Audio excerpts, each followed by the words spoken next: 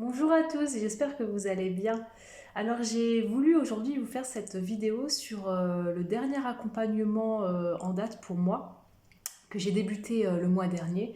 J'ai fait un post à ce sujet-là sur Facebook et sur LinkedIn parce que c'est un accompagnement comment dire, nouveau dans tous les sens du terme pour moi puisque j'accompagne une personne âgée à domicile. Et voilà, j'ai envie de partager avec vous les missions que je réalise auprès de cette personne-là. Parce qu'il me semble important de dire et de redire qu'en tant qu'éducateur spécialisé, on se cantonne pas en fait à la prise en charge d'enfants qui ont des handicaps ou des troubles. On peut vraiment intervenir sur tous les âges de la vie, donc le jeune enfant, l'adolescent, l'adulte et la personne âgée également. Donc voilà, ça c'est dit et c'est pour ça que je veux partager avec vous la manière dont je travaille avec cette personne-là. Donc depuis très peu, j'ai été 3 ou 4 fois chez elle. Et ça me semble important parce que j'ai vraiment envie que vous ayez conscience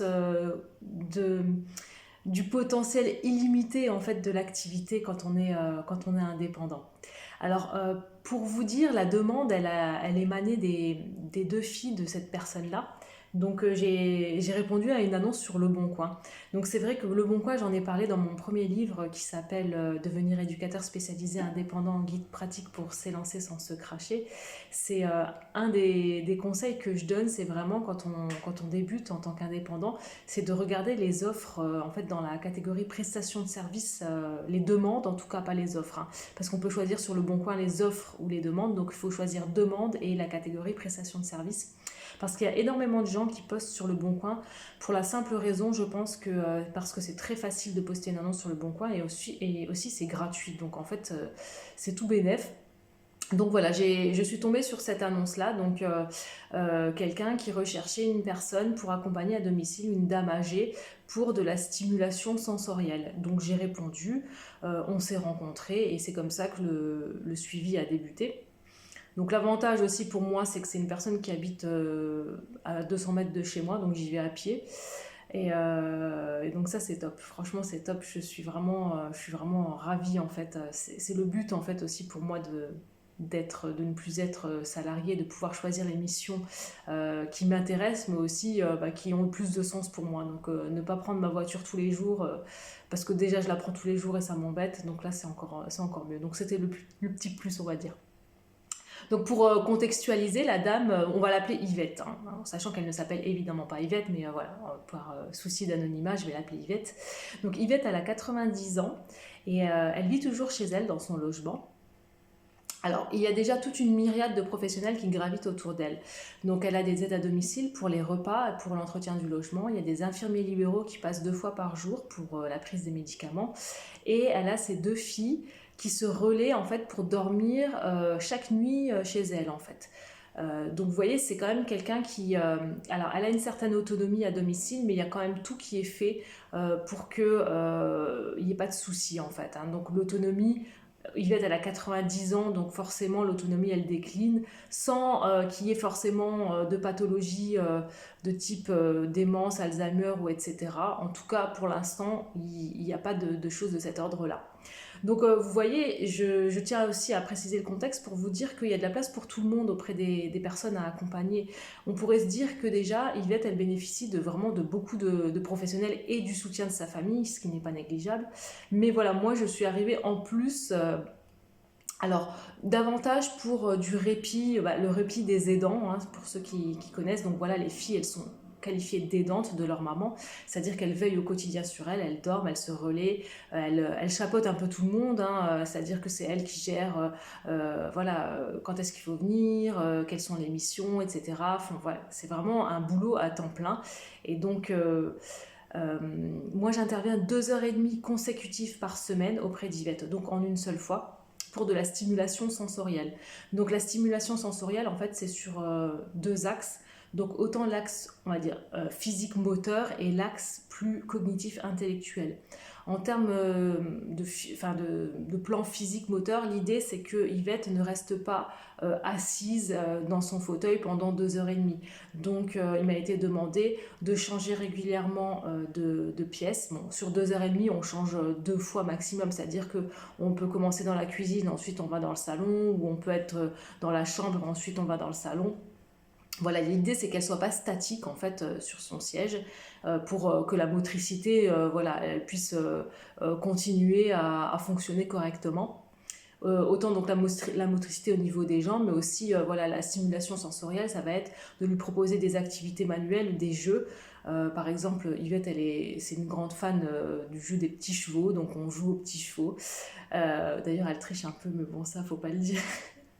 Ça me fait rire, c'est rigolo. Et donc il y a aussi des jeux de cartes, vous voyez, pour stimuler là davantage tout ce qui est mémoire, donc la mémoire visuelle, la mémoire aussi des mots. Alors sachant que Yvette, elle a une double culture, puisque c'est une dame qui a 90 ans. Nous ici, on est en région Grand Est, hein, donc elle a vécu en fait du côté de l'Alsace, l'Allemagne, et donc elle parle aussi allemand. Bon, ce qui est super pour moi, parce que du coup j'apprends des mots, j'apprends plein de choses et tout, parce qu'elle a des jeux en fait, des jeux qui sont écrits uniquement en allemand. Alors ça, pour moi c'est top aussi, parce que j'apprends des choses, donc c'est vraiment génial. Donc voilà, la demande de la famille, c'était vraiment de l'accompagnement, de la stimulation sensorielle. Voilà, donc 2 heures et demie consécutives.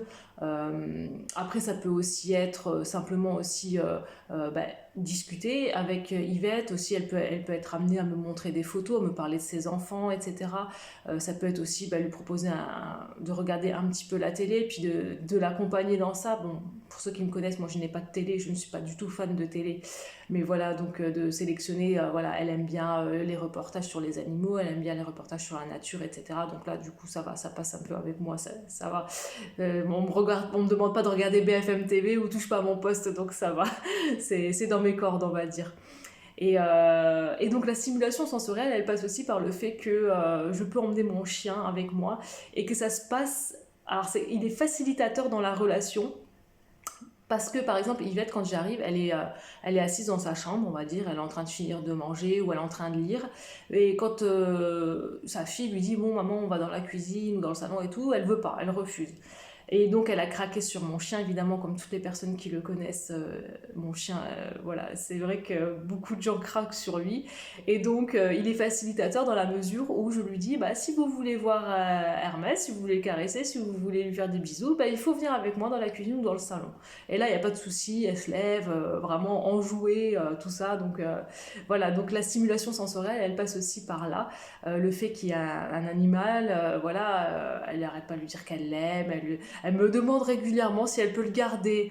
Alors des fois j'ai envie de lui dire oui, mais bon après je lui explique maintenant, vous savez, si vous le gardez, moi j'ai plus d'animal. Après, enfin voilà, elle comprend aussi parce qu'elle a eu des enfants, elle fait le parallèle entre mon chien et les enfants, c'est rigolo d'ailleurs.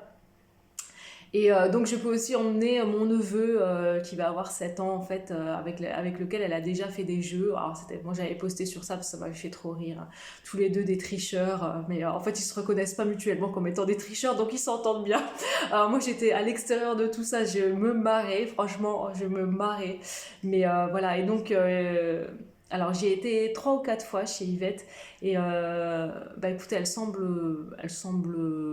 bien vivre la situation et ses filles sont ravies aussi parce que bah voilà, évidemment j'ai demandé l'autorisation, est-ce que je peux amener mon chien, est-ce que je peux prendre mon neveu.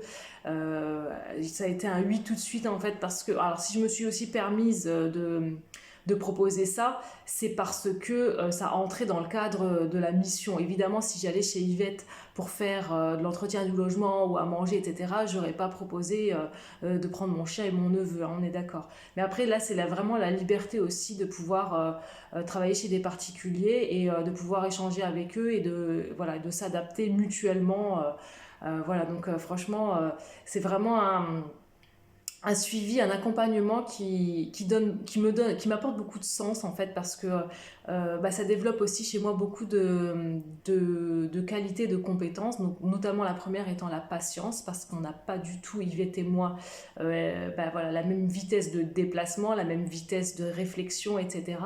Donc la patience, la compassion aussi, parce que bon, Yvette peut poser 3, 4, 5 fois la même question d'affilée. Moi, je me dis souvent en la regardant, un jour je serai à sa place et comment j'aimerais que la personne en face de moi me réponde. Donc voilà, vraiment c'est très enrichissant. Moi, j'ai jamais trop travaillé avec des personnes âgées, donc là, ça, la famille était au courant, les filles, enfin ces filles étaient au courant que j'avais pas trop travaillé avec des personnes âgées, donc elles savaient que je travaillais avec des enfants qui avaient des handicaps, avec des personnes aussi adultes handicapées psychiques, donc ça c'est plus quand j'étais salariée et que j'avais une sensibilité pour enfin, les humains en général, dont les personnes âgées, même si je n'avais pas travaillé directement avec eux. Et bah, je découvre en fait un aspect très touchant. Je me rends compte que voilà, Yvette, donc elle a 90 ans, mais ça n'empêche pas de parler de son papa, de sa maman. Enfin, vous voyez, enfin, pour ceux qui travaillent, qui côtoient les personnes âgées, c'est un peu poignant de voir à quel point euh, elles se positionnent davantage comme les enfants d'eux, donc la fille de leur papa, de leur maman, plutôt que comme la mère d'eux. En tout cas, moi, c'est ce que j'ai avec Yvette, c'est ce que je perçois.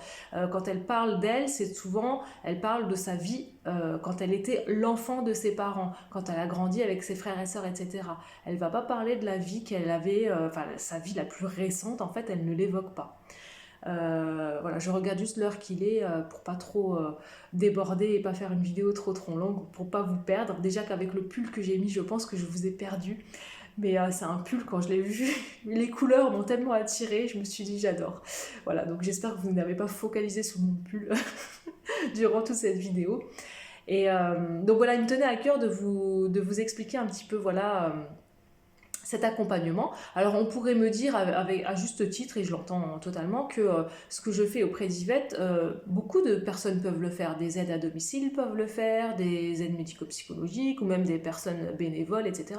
Certes, en fait, ça je ne dis pas le contraire, moi j'ai répondu à une annonce, voilà, il y a une annonce qui a été postée, je me suis positionnée et à la base c'est même pas moi qui avait été choisie parce qu'en fait Yvette était déjà accompagnée par quelqu'un qui est parti et donc cette personne en partant a recommandé à la famille une autre personne, donc ils avaient recruté cette autre personne et il s'avère que ça n'a pas collé. Alors j'ai pas demandé les raisons parce que ça ne me regarde pas, mais à la base en fait c'est pas moi qui avais été retenue et voilà, moi quand une demande en fait fait sens pour moi, je réponds. Après, je me dis pas est-ce que ça rentre, est-ce que c'est plus éducateur spécialisé, est-ce que c'est plus moniteur éducateur, est-ce que c'est plus aide à domicile, est-ce que c'est plus ci, plus ça. Non, je veux en fait travailler avec du sens. C'est vraiment moi, ce qui me motive, c'est ça. Et donc, je suis vraiment ravie parce que cet accompagnement fait sens pour moi. J'ai l'impression qu'il fait sens aussi pour la famille d'Yvette, parce que Yvette, c'est vrai que c'est compliqué d'avoir vraiment son avis parce elle a quand même des petites pertes de mémoire. Alors, malgré le fait que j'ai le même prénom que sa maman et que sa fille, elle ne retient pas forcément mon prénom parce que voilà, je suis encore nouvelle dans sa vie, enfin mon visage est nouveau, etc. Pareil, le chien, je lui ai répété plein de fois son prénom. Donc, sur 2 heures et demie de temps, déjà, je lui répète je ne sais pas combien de fois, mais en plus, du coup, vu que je suis intervenue plusieurs fois, je lui ai déjà répété. Donc, en fait, je ne sais plus pourquoi je parlais de ça d'ailleurs. Pourquoi est-ce que j'ai parlé du fait que je devais répéter? Je ne sais plus. Voilà. Je voulais vous dire que ça faisait du sens pour moi et que ça fait du sens, voilà, en tout cas pour les filles d'Yvette, elles sont ravies. D'ailleurs, je leur ai appris, je n'aurais pas pensé de prime abord puisque, alors Yvette est une personne âgée qui est à domicile et pour laquelle il y a déjà beaucoup d'intervenants qui sont présents. Et en fait, j'avais des plaquettes de mon ancienne vie professionnelle, des plaquettes d'une plateforme de répit proche de chez nous. Et je me suis dit, je vais en parler aux filles. Après, au moment, je me suis dit, non, mais elles doivent connaître, etc. Bon, après, moi, je me dis, voilà, ça coûte rien voilà, de leur donner ces plaquettes-là, même si elles connaissent déjà, au pire, elles connaissent déjà. Et là, il s'est avéré qu'elles ne connaissaient pas cette plateforme de répit. Donc, ils proposent du répit aux aidants et qui proposent aussi tout un tas d'offres en fait en termes d'aménagement du logement via une ergothérapeute, en termes de prise en charge par une psychologue, pour tout ce qui relève de l'épuisement psychologique quand on est aidant, etc. Et donc j'ai appris à ces filles-là qui s'occupent de leur mère depuis des années, qu'il y avait une plateforme de répit qui existait près de chez nous. Et je trouve que là, en fait, notre travail en tant qu'indépendant aussi, il prend tout son sens parce que vraiment, ça prouve qu'on est complémentaires, en fait, aux personnes qui interviennent déjà. Notamment, Yvette, elle a des personnes qui interviennent déjà en tant que salariés. Elle a des infirmiers libéraux, etc. Et donc ça prouve vraiment que chacun a sa place en fait auprès d'une personne accompagnée, qu'il n'y a pas de concurrence, qu'il n'y a pas de elle travaille mieux, lui il travaille moins bien, etc. Voilà, c'est vraiment une complémentarité à trouver, un équilibre à trouver. Enfin, on est tous un peu dans le même bateau en fait, j'ai envie de dire, et c'est ça qui est génial. Voilà, bon écoutez, voilà, je tenais à vous partager cette mission parce qu'elle fait sens pour moi, qu'elle me tient à cœur et que je voulais vous dire un petit peu voilà, qu'on pouvait travailler auprès d'un public varié et trouver du sens, même si on a plus, moi à la base je me définissais comme quelqu'un qui avait plus d'affinité avec les personnes adultes en fait, qui avaient des troubles psychiques parce que j'ai beaucoup travaillé avec ces personnes-là et je me rends compte avec l'expérience que je peux trouver du sens et du plaisir à travailler avec un autre public et je tenais à le partager avec vous. Voilà, si vous voulez d'autres exemples d'accompagnement que j'ai pu réaliser ou que je réalise encore, ça a fait l'objet de mon dernier livre qui s'intitule L'éducateur spécialisé indépendant à domicile, accompagné au plus près des besoins de chacun. Et je vous mets les liens de mes livres en description, comme d'habitude. N'hésitez pas à commenter. Euh, En positif ou en négatif, peu importe. Tout ce que vous avez à dire est bon à prendre. Et n'hésitez pas à partager cette vidéo. Et puis, je vous retrouve très bientôt pour une nouvelle vidéo qui, j'espère, fera sens et pour vous et pour moi. Je vous souhaite une très belle journée et je vous dis à bientôt. Bye bye!